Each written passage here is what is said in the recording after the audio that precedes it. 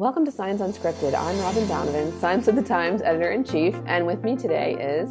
Brandon Hensley, COO of ISA, the International Sign Association, here in Alexandria, Virginia today. Brandon, you just got over a very busy, crazy couple of weeks. Tell us how the show was this year. This was ISA's 75th year of existence, and we're still going strong. So we had about 235,000 net square feet on the show floor, over 610 exhibitors, and our attendance was over 20,000, about 20,600 attendees, and we are happy. So the show continues to thrive and be an successful platform for sign companies to come and be educated and to meet with the supplier community and also meet with various other groups that are influencers in the industry. Yeah, definitely. I had a chance to attend the business boot camp for rep companies, pre-workshop, pre-conference seminar, and that was really good this year. Absolutely. So I would recommend. That's Justin Pate and John Duver do that. And then you also announced some big news. So ISA is going to be co-locating with the Impressions show, which, if anyone is familiar, used to be the ISS show, and that was the sportswear. Right, the imprinted sportswear show. So yeah, they do. Oh yeah, absolutely. So the ISS is part of a much larger organization, and they do about 5 shows a year around the U.S. And so when we started chatting, it seemed to only make sense that their Orlando event would be one that we would try to partner with and see how this goes. So ISA, the expo is something that's very nimble and constantly changing because you have to in this environment.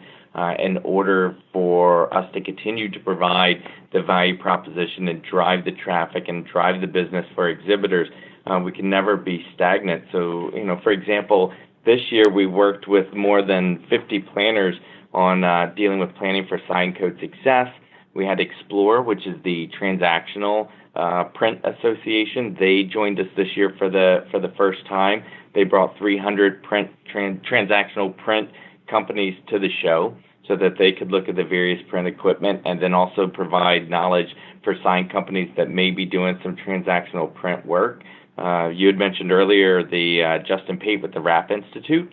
So that was new this year and was a huge success. We trained, I want to say, over 85 attendees on better practices with how to wrap various things from cars to refrigerators, et cetera. And so the next step and constantly looking to keep things fresh and to find new partners was with Impressions and ISS. So as the industry blurs, we have to constantly keep trying to add value to the sign community, and we think that this is a great opportunity. Impressions and /ISS. They really focus on the apparel garment side of the print industry, and we really do see sign companies starting to bleed into that, and then also the garment industry bleeding into the sign industry. And those guys are the experts of the whole apparel and garment side. ISA is the expert in the sign business. So putting the two of us together and working to say, okay, ISA, we're not the experts in the apparel side, and Impressions, you're not the experts in the sign side, so everybody kind of stay in your lane, but let's put it together so we can create something that has an even higher value proposition for our supplier community and also for the sign companies and the garment companies that are out there, where no one feels like, oh, wait a minute, they're forgetting about me, they're moving over into this space. We both stay kind of where we are, and then bring that together and allow for that dialogue to naturally occur that happens with education, that happens with networking receptions, that happens just by passing people on the trade show floor or looking at a supplier that you've never seen before. Those types of things really do generate ideas and allow for sign companies to really expand their business model in a very organic way. Yeah, and so I think, in layperson's terms, what we're seeing here is ISA following along the trend of growth and interest in textile printing and those types of services, which are coming into sign companies more and more and more, those types of requests. And so it sounds like what you're saying is the co-location with ISS is going to just make that even more possible. So instead of saying like, we're ISA and we're going to become textile experts, you're like, hey, we're broadening into this and we are going to partner with someone who's already an expert. Yeah, absolutely. I mean, it's all the same technology. It's just different applications. And so, when you start trying to be everything to everyone, you start to lose a little quality, and we never want to risk that or do that. So that's why, with our advocacy, with everything that we do, we really try to stay focused on the sign industry.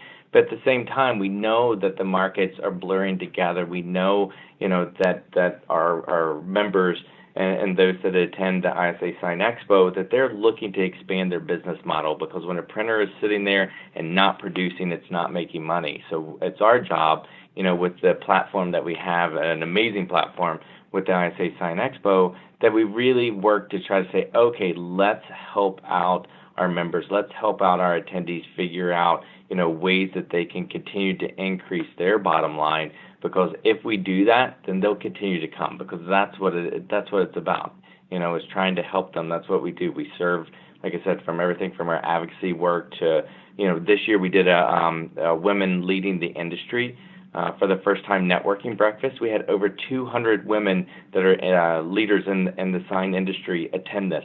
And for our first time event, we were just blown away by the interest in it. And so it's just, we constantly have to be pushing out there things and dialogue for people to help expand their business. I agree. And I think we're even seeing, back to the point about textiles, we're seeing the manufacturers themselves really address this need with, I think Roland has a textile printer coming out. EFI has been in that space since the acquisition of Reggiani a few years ago. And I think HP was trying to focus more on textile at the show. So it's an interesting trend for sign companies to be following along. I think whether or not they plan to offer that service tomorrow. For a while, I thought we were going to be moving into 3D printing a lot. And I think we've kind of seen that like there's some interest, but I think textile has overtaken that as the point of people's interest and movement in the industry. We just have a couple minutes left, Brandon, and I was wondering if you would tell us a little bit about yourself, and because I want to know basically what sign companies can learn from you personally and your experience in the industry. Yeah, so I don't actually come from a sign background. I come from an event background. So I spent about 7 years running events, large-scale citywide events all over the world. Everywhere from Europe to Asia to North America. And those spanned from, say, 5,000 attendees to 35,000 attendees in different manufacturing spaces, et cetera. And so that's kind of my background. So that's why when I talk about this, I'm very passionate about, okay, let's create like an amazing platform and an amazing experience. And so I'm now going on my 9th year here at ISA. And so I think over the past 9 years, hopefully for those attendees and suppliers that have been coming for years and years and years, they've seen a marked improvement in what we deliver. Because in order to move people from their shop or their house or their town or their city to get on a plane and go somewhere, you really have to create an experience. And so I guess probably about 8 years ago, ISA kind of underwent the challenge of saying, okay, we need to create an experience that's going to pull people into, whatever city, if it's Orlando or if it's Las Vegas, and in the future Atlanta, that's going to pull them there. And we did, all kinds of different things from kind of, forming these smaller communities within the show to having something that's probably not even that noticeable to people, but really adds to the experience of dyeing our carpet to match the PMS of our marketing material. So when you are at your office and you get a flyer, get some direct mail piece from ISA saying, hey, come to the expo, that transcends and continues on to the show floor. And when you walk through the entrance units, which we've totally revamped, and sometimes we make them interactive, we play around with that every year, that you walk into the show and it feels like you are walking into what we were promising you in the direct mail piece or in the email that you received at your desk to cause an action out of you to actually come to the event. So we try hard to create that whole experience. And I think it's becoming an experience that's increasingly drawing smaller sign companies, especially year after year. So Brandon, thank you so much for your time and congrats on a great show last week. Thank you very much.